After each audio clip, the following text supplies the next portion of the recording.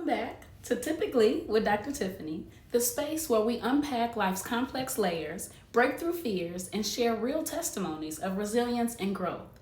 You're tuning in to episode 5 and part 2 in our Fresh Start series. Today's focus, crafting your own space. Not just where you work, but where you live, where you think, your transportation, and how you express yourself. We're going beyond desks and offices into personal sanctuaries, like your home and your mind. Let's talk about the importance of being a good steward over what God has blessed you with, whether it's a studio apartment, a cluttered bedroom, a beat-up car, or a corner of a shared space. That's your space. The way you treat what you've been given tells him if you're ready for more. So let's get into it. Now listen. Typically, we pick our furniture or design a look, but what about designing a life? We keep spaces the same way Big Mama left them or settle for a bland landlord beige, not realizing our environment can hold us back or launch us forward. And honey, we are ready to leap in this season. We're stepping out of the mental health series since we decluttered our minds. We know the world is waiting for us. And last week, we started cleaning up our workspaces. So this week, we're going a little bit further. June smells like a season full of clarity, color, and yes, a sundress season. Juneteenth is coming, it's around the corner. The festivals are a vibe, the grills are lit, cool breezes are coming in from the lake, and museum nights are calling your name.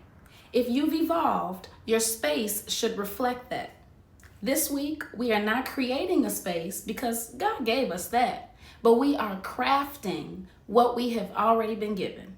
I attended NeoCon this week, a 3-day interior design conference right in downtown Chicago at the Merchandise Mart overlooking the river. And oh my God, it was amazing and best of all, free.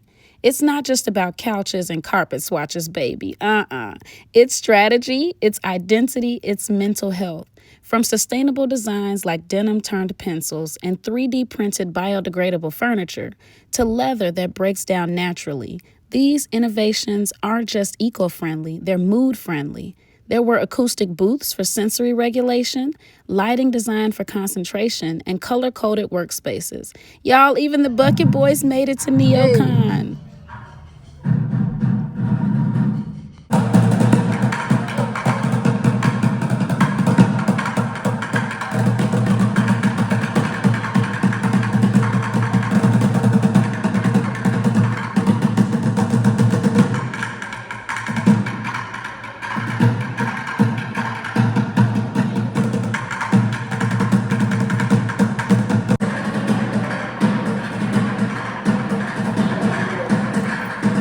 Our talented brothers who started on the street are now performing in corporate booths, literally. That's growth, that's recognition, that's the power of your gift will make room for you as long as you dispel fear or doubt. So whether you're building a new space, launching a business, or just moving into your first apartment, design it to reflect the you're becoming. Let's keep it real. You don't need a big budget to shift your energy. Sometimes all you need is a new layout, a fresh coat of paint, swap out a picture, or simply fixing that chair you've been side-eyeing for weeks because it's leaning over. Science backs it up. Better sleep from improved bedroom layouts, more energy from decluttered surroundings, dopamine boosts from the act of cleaning or rearranging, improved mood and social interaction in welcoming spaces.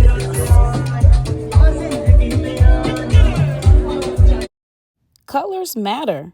Remember our chat and Faith and Fashion Survival Kit? And remember the productivity gains we discussed in last week's Fresh Start episode. Add some plants in your life if they breathe life into you. Add some sparkle if that's what reminds you to keep shining. Complete a DIY project to remember your capabilities. Invest in an upgrade that can grow your business. Add this chair to multitask like a pro. With my matcha. That is cool. Work and work out.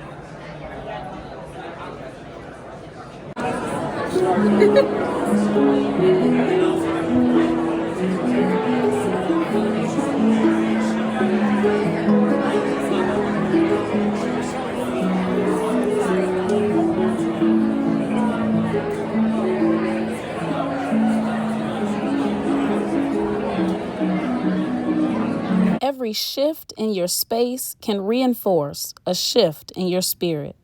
Start with the room that speaks loudest to your peace.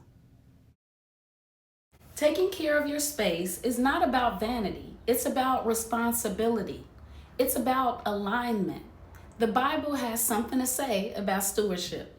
Luke 12:42-48. To whom much is given, much is required. Matthew 25, verses 14-30. The parable of the talents, your resources, your gifts. Those who manage them wisely are given more. Even if you only have a one-bedroom apartment or just a cozy nook in a shared house, make it reflect gratitude, not neglect. God is watching how you care for what you have. Before he gives you more, he wants to see what you do with less. Got a shoebox for a bedroom? Put a sticker on the wall that makes you smile. You feel like life has dealt you dice and you're just rolling the dice? Roll them, decorate them, make it your paradise. Your space doesn't just house your body. It's where you lay your head at night, and it can nourish your soul. Now let's circle back to that closet. You know, the one that's overflowing with the someday clothes? Why not let them serve someone else today? Donate what no longer serves you, but could be the whole world to another. This is why I love thrifting. I'm begging rich white people to donate their grandma blazers like that Macklemore song, or donate that leather trench coat and I only pay $8 for it. Think back to how excited you are when you find a good deal, or someone gives you something for free that you really needed, but for some reason you just didn't ask for it. Or you've been asking for years and someone finally drops it in your lap. Overall, God finally answered the prayer. Be that blessing to someone else. I've recently cleared out my closets and dropped off a donation bag to the Bright Star CDC shelter located in Bronzeville. And yes, you can receive a tax write-off receipt. Check out the World is Waiting for You episode for more information on how you can support this 200-plus bed shelter for women and men, or search facilities in your area. I promise you, from experience, and it's biblical, if you are diligent with the blessings you've had, you can sit back to see God will make space to replace it with something bigger and better. Your outer appearance is an extension of your internal healing, and your generosity continues that healing journey for someone else. Clean space, clean spirit, clear future. There were a lot of mirrors with affirmations or powerful messages in the Design for All's booth at NeoCon. I will invite you to go look at yourself in the mirror to say these to yourself. You can read along with me through closed caption or just listen and meditate. I will continue to tell my friends and family I love them as often as possible, since they are a part of my mental and physical space. I will declutter my spaces, not just for myself, but for those who depend on me, making efforts to be the best version of myself that I can be. I will honor who provided my blessings by being a good steward, ready to receive more and serve his will. I am evolving, and I will give grace to each version of myself that got me here today. That's all for today's episode of Typically with Dr. Tiffany. This week's challenge: choose one room to start redesigning, mentally and physically or physically. Start small, a desk, a closet, a reading corner, and mentally, it can be one situation that you want to give energy to resolve. Move it to the next level, reconcile. And don't forget to explore outside too. If you missed it, go back and check out the World is Waiting for You episode. And there's a bonus for the ladies. If you need a soundtrack when you're cleaning up or slipping into that sundress or getting ready in the morning, cue up Pretty Girl Magic by Moonlight Scorpio. You'll thank me later. Remember, we don't know what tomorrow holds, but we do know who is holding us. You are seen, kings and queens. Like, comment, subscribe, and share this episode with a fellow trailblazer.